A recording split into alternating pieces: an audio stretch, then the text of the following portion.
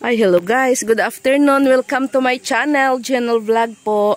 Nandito po ako ngayon sa Tuwid Sabang, Nasugbo, Batangas.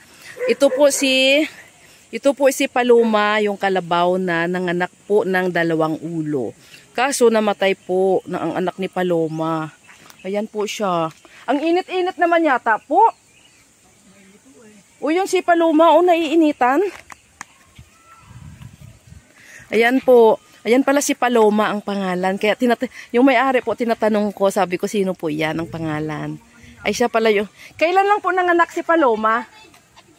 Ha?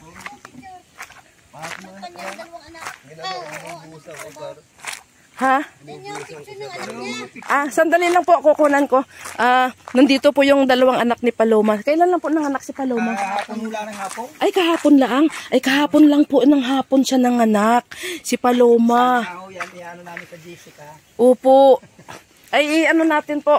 Ay, ayan po. Kahapon lang pala po ng hapon. Bali, 29, no?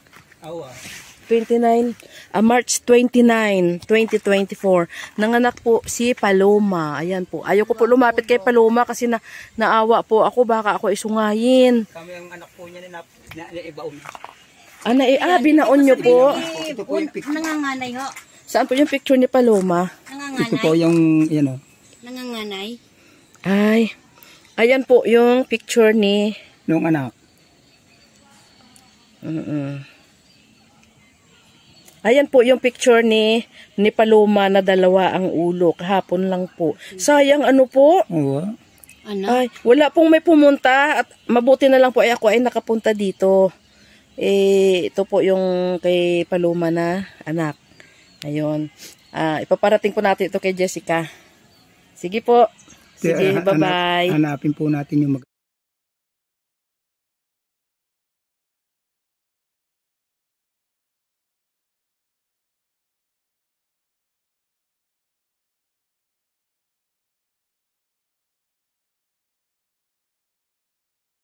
Ay, good afternoon po. Kayo po ang, pwede po magtanong ng pangalan nyo?